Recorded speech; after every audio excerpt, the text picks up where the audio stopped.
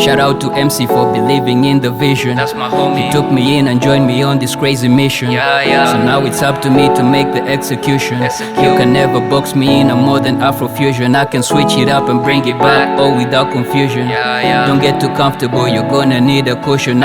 Yo, welcome to the MC show, man. You know, this is my dog, Alina. Man, The second is here. absolutely. You go on his YouTube channel and check out him, you know what I'm saying? So, anyway, so it's from Kenya, so, but we've known each other back way days, you know what I'm saying? Like, since we were little motherfuckers, so, man, so what up, bro? Welcome to Chigari car. Feels good, man. Yeah, man, Chigari is dope. You saw how the place is there. Yeah, man. So, you've been to Kenya for how long? 8 years, man. Oh fuck! So since we left, 2015, actually. then we got done with high school. Yeah. So how's Nairobi, man? How's Nairobi? Nairobi is too cold, you guys.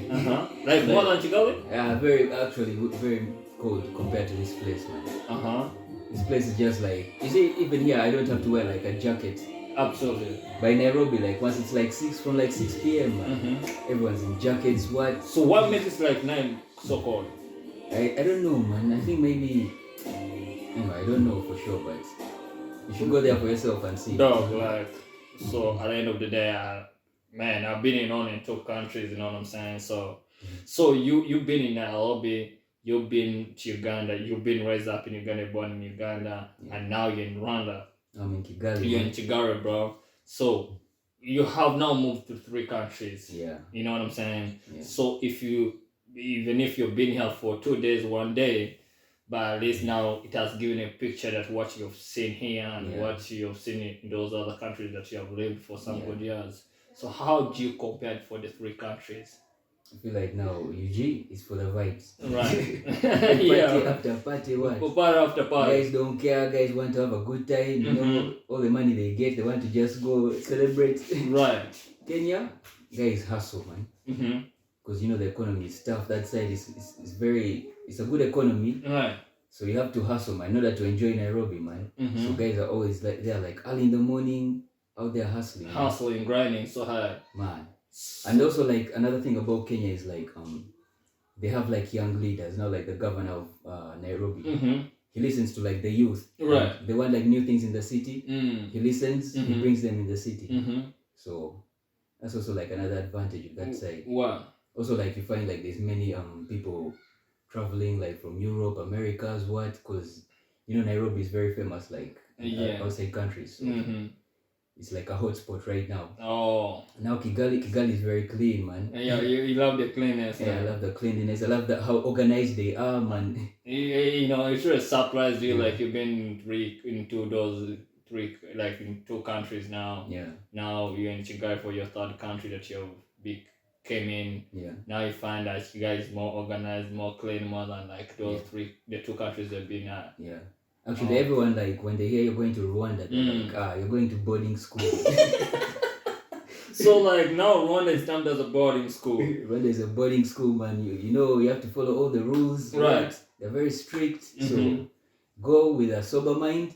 Absolutely. You don't bring bullshit here. You know what I'm saying? You don't bring fucking bullshit. Don't bring that enjoyment ruckus. Bullshit like how happens in UG where everyone fucking say whatever they want. Man. But man, I respect that because Yeah. when a country has that, that you got for the rules and regulation, man, that you need to credit for that shit. Yeah, I feel like actually having experienced like UG and Kenya and seeing all that freedom, all that recklessness we have, right. I feel like Kigali is now the right place for me to also see like what it is to follow the rules. Yeah, absolutely. And the results of following the rules. So I'm actually also learning along the way. So So what made you feel like, I want to step in Kigali, I want to feel like I want to go to Kigali to Rwanda, you know what I'm saying? Yeah. Like, so what made you feel like, this is a country, I feel like, where I've been at and where I want to go, if I change my environment, it's going to take me to another level, you know what I'm saying? Yeah. Okay, for one, so thing is for me, I know like hustling in UG, man, is tough. It's really tough. Right. Like it's also not as motivating for me because there's certain things I want to avoid, like being at home, being comfortable. And when I'm in UG, most likely I'm going to end up at home, which I don't want to be, you know, at this age. Mm.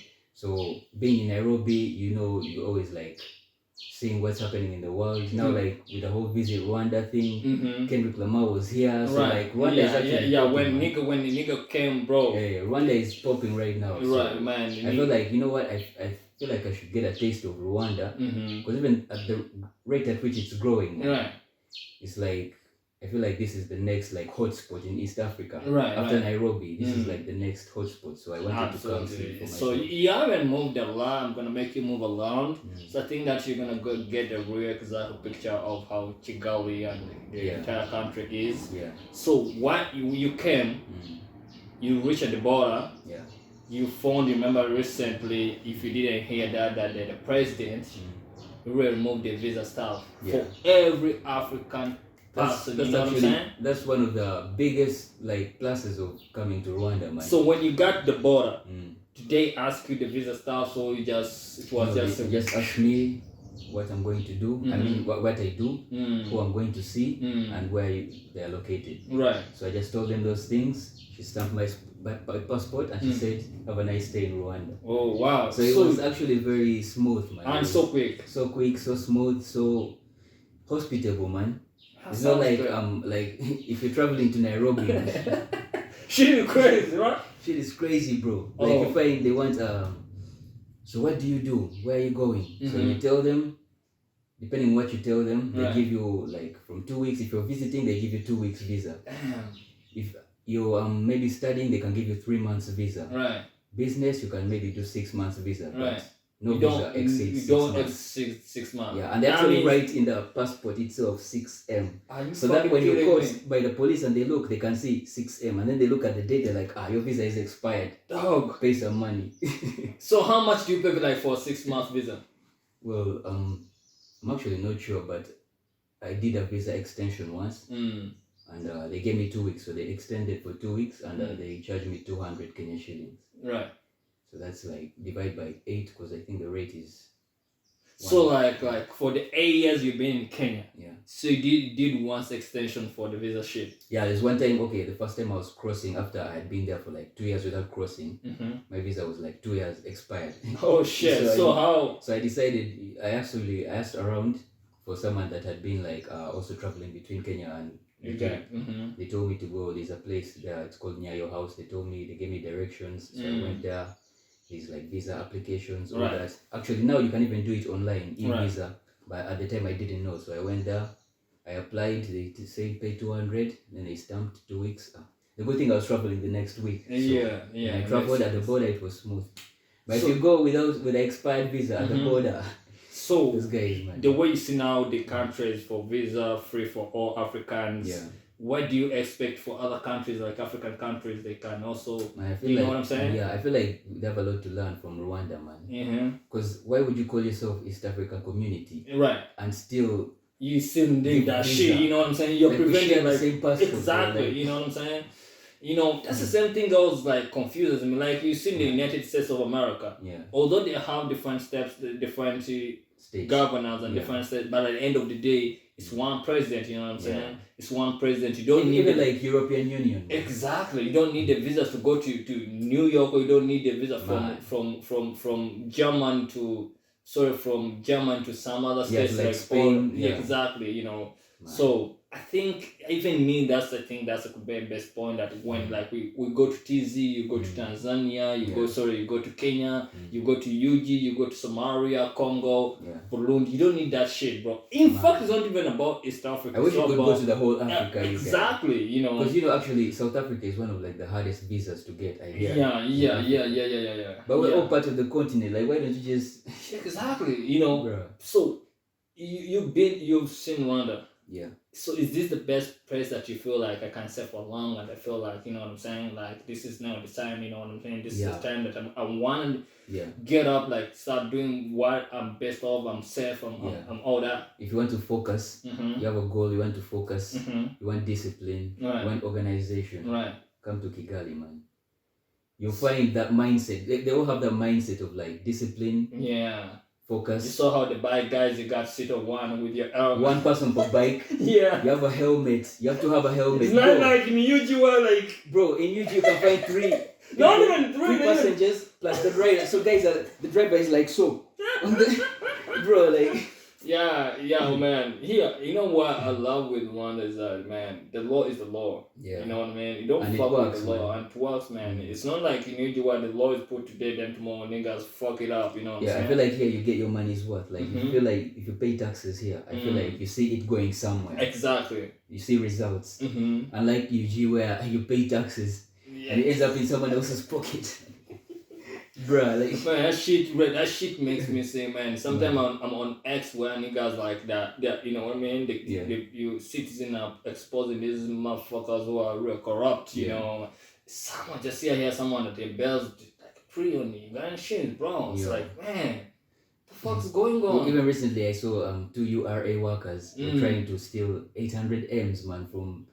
Imagine URA workers. These are the people that are supposed they're supposed to be doing, man. That's what I think. That's why it still kills Africa. That's all corruption. Still kills Africa, man. That's why I credit Rwanda for that. You know what I'm saying? The man has done his best to avoid all that. Yeah. So what do you do? Like, what's your hobby? What's your talent? Like, what do you feel like is now I'm in Rwanda? I'm good at this. I want people to start knowing you, like, since you don't speak the language, but at least you what you got to offer them. Like, are you looking for a job, or do you have a certain talent that you need to develop from here, or do you feel like now this is what I've come here to do? This is what I'm about to feel the Rwandans, not even Rwandans, but globally, you know what I'm saying? Yeah, so for me, I've always been like making music. Even in Nairobi, I've been making music. Actually, a friend of mine told me before I left, I had a few drinks with a friend of mine, and he was telling me, I actually support what you're doing because we're friends, but we can't really help you like with your vision. Right. For us, it's more like family. It's a friendship. We don't work in the fields that you work in, the music fields. So you going to someone that actually supports your vision, like you do, is, I feel like, what would be best for you at this point. Right. So that actually made sense to me. It hit me and I was like, actually, he's right. Because these people, we just hang out, play FIFA. Right, yeah. We never talk music with these people. Exactly. Just like everyday things, bro, but coming here and knowing like you're ready to jump on board and help me push this thing. Like absolutely. That was like another huge push for me. Like, you know me, since you have known me, I'm a fan of music. You know what I'm saying? Yeah. I'm a fan of music and whatever. We grew up together since we were little kids. Yeah. And now we're men with beers, you know what I'm saying? Yeah. So we are here on our trying to get where trying to make our dreams come true, through the grace of God, you know what I'm saying? So at the end of the day, we need each other. It's not me supporting you, it's we support each other. Yeah. That's what I call brotherhood. That's what I call having each other back. Yeah. Most people, they don't understand that.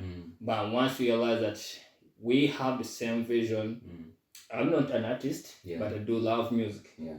The point even I can have whatever I have to invest into music, because music it's like a medicine, it's like a best friend to me, it's like a stress-free. Yeah. You know what I'm saying? So once, a brother needs the support, that means I got step in. But it depends that brother of mine, does he really down for what he needs for, you know what I'm saying? Yeah. So another question, like, if you go to music, you do music, you love music. So what kind of music are you best in? What type of music? Because we got hip hop, we got R&B, we got this crazy West African music. I don't even know how it's called. Afrobeat shit. You know what I'm saying? Zouk, we got Zouk. So what kind of music do you do? So for me, I'm majorly hip hop. Hip hop. Yeah, mostly hip hop and rap. Although at times I like to experiment with like R&B, dance hall, world music, acoustic. Yeah. So in a way, I've been like developing my sound. So now I know like the pockets that I can tap into. I know that I have this rap pocket. Right. I have a R&B pocket. I have a dance hall pocket. I have a singer pocket. Right. So right now I'm actually trying to work on the singing side as well. Because I love like, stripped down music. I've been doing a lot of like, drums, 808s, hi-hats. Like there's layers to these tracks. So now I'm trying to like strip it down, do like maybe only keyboard, guitar, just like make the voice stand out. Because the vocals are the major part of the song. Right. You need to hear the vocals, you need to hear the message. Yeah, because me, what I believe with music, I'm a person of old school music, you know what I'm saying? And me, so that's why like I'm too much of old school, you know what I'm saying? So me, when I hear a song, even if these new kids that are coming out, it's just the message mostly that I focus, because I focus on the message, I focus on the beats. Yeah. Once those things are really good for me, that song becomes my best. Yeah. So, is music like, is it that you started it when you're old, or something that you grew up loving? Actually, I fell in love with music when I was about 8 years old, man. I love music like since I was a kid. Right. Remember my dad had, at the time he was in Libya. Right. And he sent a VCD player with like some CDs, some music he bought. There's a band called Michael Learns to Rock. He made a song. I don't know if you remember a song. Someday, someway. Yeah. That's country or something? No, it's a... Class is country? No. Zouk. No. Opera, there's opera, Those are all my sleeping child.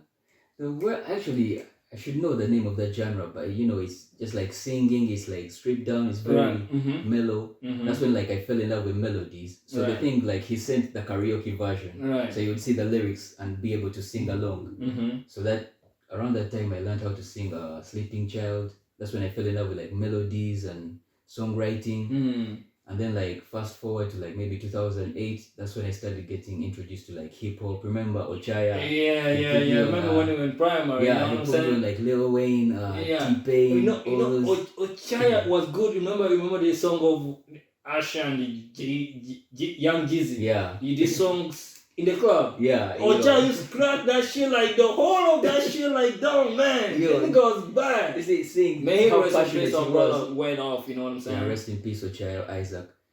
But seeing like how passionate he was about like music and rapping. Yeah. That was like, this is actually fun. Guy, man, if we had made that go, bro, I think we could be somewhere, bro. I think so. Yeah. For me, like another thing, actually, the biggest thing that inspires me is passion. Right. Like when I see someone is passionate about something, even if it's not something that I do. Like for example, I met there's a Korean girl I met when I was still in Nairobi. She does motion graphics and she does like it's African incorporated, like African culture. And I saw like how passionate she was about this stuff. Like she has worked on things, like if you go through her work, you can see it takes passion to like be that dedicated and productive.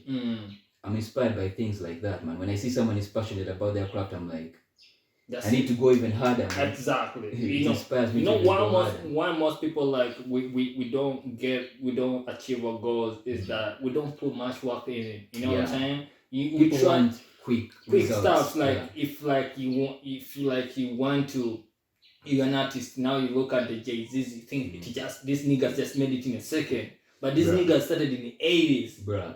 You know what I'm saying? Know you can make 100 songs without getting even any recognition. Exactly. But people stop at 10 songs and they're like, nah, it's not my shit. Bro, that's like 10% of the work. Man. Exactly. Not even less than, it's 0 point, because if actually it's 0 point something, because an album I think has like 12 songs, right? Yeah. Making an album because Park and other guys are the one who did double albums. You know? Yeah. So loving music, you felt it after, like from that moment you felt it. Like, did you find that it could be your career thing? What? No, so after that I joined high school, and then I started falling in love with like hip hop, and I would like those days like you learn lyrics and then you perform for your friends and they're like, hey, this guy is nice, this guy can rap. I remember the first time I heard you rapping when in London College, right? Yeah. So I was like, this nigga something else. I remember when in the assembly, then you got the beat was performing, your beat styles. Yeah. And I was like, nigga. I was with my friend behind Isaac. I was like, nigga, I grew up with this kid, man. How? You know what I mean? I know, that's the first time I heard you rapping, you know?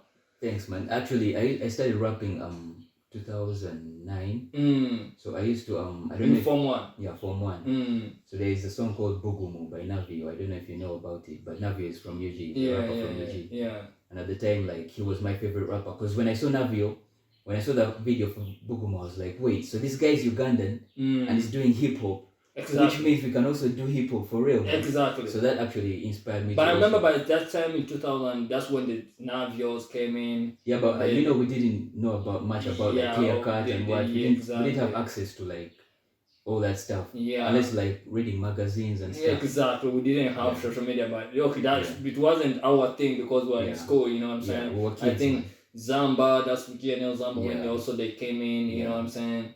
So actually, the first song I ever wrote, it was like a copycat version of Bugumu, same flow, same melodies, but my own lyrics. Right. So after writing that, I was like, wait, so I can actually create my own songs, man. Exactly. Then I started writing. I wrote another song, and I was like, okay, so let me start writing raps, because those days you would learn like Jay-Z rap, Eminem rap, and then rap it for your friends. Yeah. I was like, you know what? Back in Form 2, we used to have a guy called Matthew.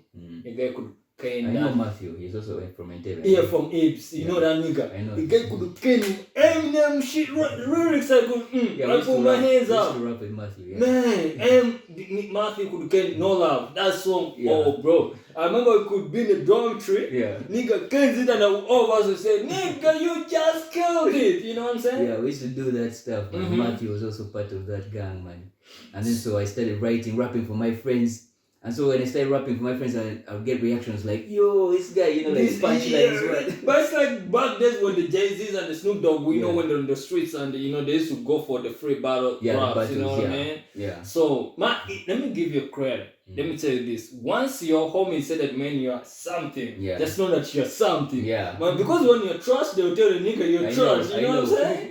And you know, in ABB we never use ABB guys were swag, you know, swag in ABB, you know what I mean? Oh, if you don't know ABB means Entebbe, Uganda. Yeah. So guys in ABB, man, they were so crazy. They tell straightforward. You know what I'm saying? So now you get that passion. You find that now music is my thing. So now you're here. It's not. I can't say that you're just starting. It's like you're maybe 15%. Right now you're on 15% because now you know the industry. You know social media stuff. You got in that. You got in the music with that. You know the rules and the rights of the music industry. So from 15%, where do you want to take this thing to? Next level, man. At this point now, at least I know I'm confident in the music. Exactly. Yeah, if you put me in the studio, trust me, you're gonna get music. What? You're gonna get results. Why? I know I have pockets I can tap into. I can experiment with different genres. Why? I have another thing. I'm also big on ownership. Why? I own my music, so that I can own my masters. Why? I keep all of the money that the music makes. Right. So now I need a team that understands the vision. Right. You know, I need a manager, someone that can connect me to the right people. Right. Someone that can help me deal with like deals. You get deals, you know, brand deals, things like that. What? Also like creating my brand, actually, the brand image. I saw is it have the BNMG? Yeah, BNMG, right. Black Nation Music Group. So I formed that with a friend of mine. It's called Olo, back in Uganda. This was like 2011. Actually, what inspired Black Nation Music Group? So I was a big fan of The Game, the rapper. Oh. And in 2011, he made a song called Red Nation. Right, I know that shit. Yeah, and we used to sing Red Nation, like, I used to sing Red Nation word for word, like, I was that big of The Game fan. And I thought, well, if there's Red Nation, we're Africans, man. I feel, yeah, you want. But remove the K and leave the C. So it's BLAC, Black Nation Music Group. And that's how we started BNMG, Black Nation Music Group. So before even we go deep down, who are your top hip hop all time hip hop stars? The best. Who are your top 5? Who are your fucking top 5? For me, it's Biggie. So Biggie comes number 1. Biggie number 1. Jay-Z. Jay. Tupac. Pac. So Jay takes over Pac. Yeah, I prefer Jay to Pac, actually. So what makes you feel like Jay can beat up Pac? You know his album Reasonable Doubt. Yeah. I feel like that album is untouchable, man. Like as far as like debut albums, like the album is a classic, man. And then not only Reasonable Doubt, he also went on and made actually the last album he dropped, 444. 444, yeah. I've been listening to that album like recently. Bro, There's a line where he says, "I'm trying to give you $1 million worth of game for $9.99." And I thought about it, I was like, wait, what did he mean? And then I remembered he sells the album for $9.99, right? Yeah. So you buy the album, but you're getting $1 million worth of game, bro. So you actually listen to 444. It's not just. Let me tell you let me tell you about Jay. When it comes to Jay, the most thing that it's not even about his music that makes me feel go crazy on Jay, but the mindset. Yeah. Did you know that Jay, he never used a pen and a paper to write any lyrics? I know, man. You know what I'm saying? Yeah. This is a motherfucker who goes to the studio, he goes to the booth. Yeah. You know what I'm saying? Yeah. The guy just gets the rhymes from his head. I know, man. Like once you've written enough and you get to a point where you're like, you know your craft.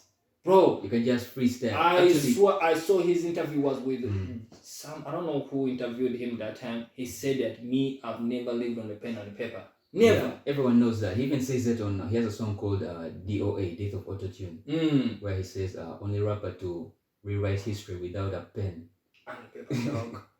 Yo, it's just like actually I've met artists like that, even in Nairobi, like people like Punch In. Most artists are like that actually nowadays. Lil Wayne doesn't write also. Yeah, why? So like Wayne doesn't write. Even me myself, sometimes I don't write. So like what you do, you listen to the beat, you punch in like 4 bars, keep listening, another 4 bars comes to your mind, you punch in. So I've seen artists that work like that actually. They don't they never J-Pac, Biggie, J-Pac. Yeah, Biggie, J-Pac, The Game, and Eminem. That's my top 5. Yeah. Those are Wayne's on there. Wayne's number 6 actually. Oh my god. Because I have a top 10. So yeah, but me, it's Pac number. That one, no one will ever take him out. Pac number 1, Snoop Dogg number 2, Biggie number 4, then Jay number 5. But if you ask me the top 10, dog, I think top 10 will be Pac number 1, Snoop Dogg number 2, B.I.G. number 3, Jay number 4. Comes to Scarface is there, Ice Cube. This guy was in Outcast. Andre 3000. You know what I'm saying? That nigga, damn bro, that nigga no matter what, it's still my nigga for Andre 3000. Then there's this guy who I said Scarface, right? Yeah. Scarface is there. Then in East. Hey, I saw this nigga also that watched one of his songs has some good thing. ODB. Order Bastard. Yeah, that nigga was in this group called Wu-Tang Clan. Yeah, we have the Wu-Tang Clan. Yeah, with Rizzy, then Method Man. So yeah. Even all that bastard, Big L is there in the Monk. Even Bone Thugs, Crazy Bone and Lazy Bone. Those 2 guys were. Yeah, I think that's why I'm at top 10 because bro, those guys are something else. I know, man. Yeah, but so do you even listen to R&B? What? R&B music. So what are your favorite R&B? Like, okay, let's start from the groups. You know groups? Yeah. Then TLC days. What? TLC, yeah. Actually, I haven't listened to TLC in a while. But as far as like groups, maybe TLC. I'm actually not very familiar with like R&B groups like that. Yeah. Because you're the old school. Yeah, I'm the old school. But like as far as like the new school, there's one called Money Long. Now I'm getting lost there. She's like a new cat. Right. There's Money Long. There's Coco Jones. Yeah, Coco Jones. She was in Let It Shine. Yeah. Summer Walker. So mostly actually, as far as like R&B, for me it's women that I listen to more. But also in Africa we have this one called Rolene. She's from South Africa. Nowadays it can be complex putting someone in a specific box. Like this one is R&B because most artists like experiment with different. Yeah. So you have lived in the life of old school music. At least you have not lived in the life of old school. I think you're born in the 90s, right? In the middle 90s, right? I think that by the time you start knowing music, I think that was in early 2000, Yeah. when maybe you're like 7 to 6, 8 years. Yeah. Yeah, you know what I'm saying? Yeah. But those are the same guys who are still in the game. You know Yeah. what I'm saying? Mm. And the music today, at least now you're the guys that are coming up. Yeah. You know, in the music today. Yeah. So if someone asks you, how do you compare the two? How do you contrast the two kind of, you know, eras, you know what I'm saying? Like you say now, this era, you know, do you think that music is dead today, as the way I said that hip hop is dead, you know, or do you think there are some kids that they're not following up, like, you know, like what's the point between, you know, what's the difference that music evolves, man. Mhm. I don't know where. Okay, the exact words that the guy used, but I saw in an interview once, and he said, so the musicians that come before you influence you, whether you know it or not. Right. Some people will be like, nah, this is my own style, I created this. Exactly. But you know the saying, there's nothing new under the sun. Mm-hmm. So even if you've created like trap music, for example, Right. they were influenced by rap music. Right.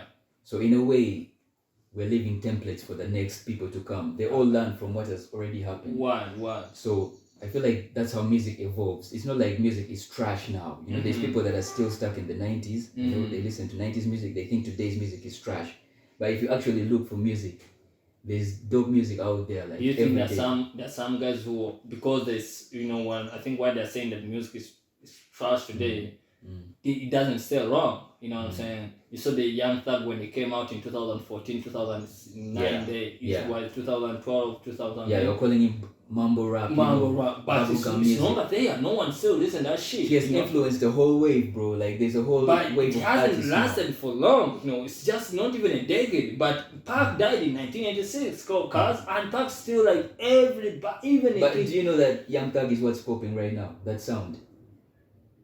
It's just that people choose to ignore it. The people like you choose to ignore it. It's not people like me, because no, it's people like I remember you. every kid in 2012, bro. Ask the kids today, the Gen Zs. They listen to Young Thug. They listen to Lil Uzi Vert. That sound. That's how music has evolved. I feel like even the next generation is gonna learn from what is happening right now, and they're gonna create probably like a new sound, and we'll start thinking, this shit is whack. These people don't have like material. But for me, the way I see it, like, okay, I'm speaking for myself. Right. The way I see it, this is actually the way music evolves. It's not supposed to stay boom bap. Like, imagine if people are still doing boom bap today. I don't think that would be stagnant. Do you believe that Park is the best rapper of all time? No. Who do you think is the best rapper of all time? Jay-Z. Jeff. Yeah. Why? Choice. It's my preference, man. No, but most people say that Park is the most but best rapper of all time. Yeah, for some people it's Park, for some people it's Lil Wayne, for some people it's Jay. For yeah, me it's even Jay-Z. may Kobe rest in peace. Park. Yeah. Wayne was the best rapper for Kobe. Yeah. For me it's Jay-Z. For others it's Biggie. You know, for others it's Big Crit. You know Big Crit. Yeah. You know, rappers like that. But for me it's Jay-Z actually. Oh. Yeah. So,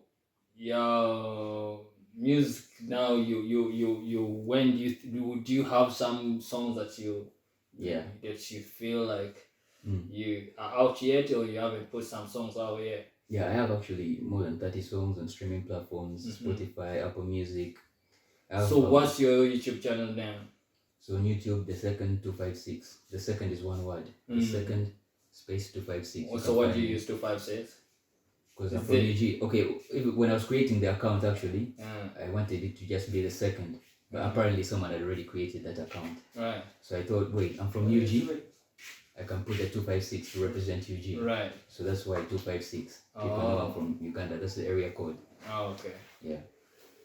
Oh man, thanks for coming on the show, man. We're gonna catch you later next time. I wish to do this for a long time, you know what I'm saying? So for sure, man, go watch my show MC, man. I got the Real Estate the thing, MC you know? podcast. Exactly. This is the MC podcast. So you can check out my real estate things called MC Real Estate. We sell lands, we do construction, we do everything, man.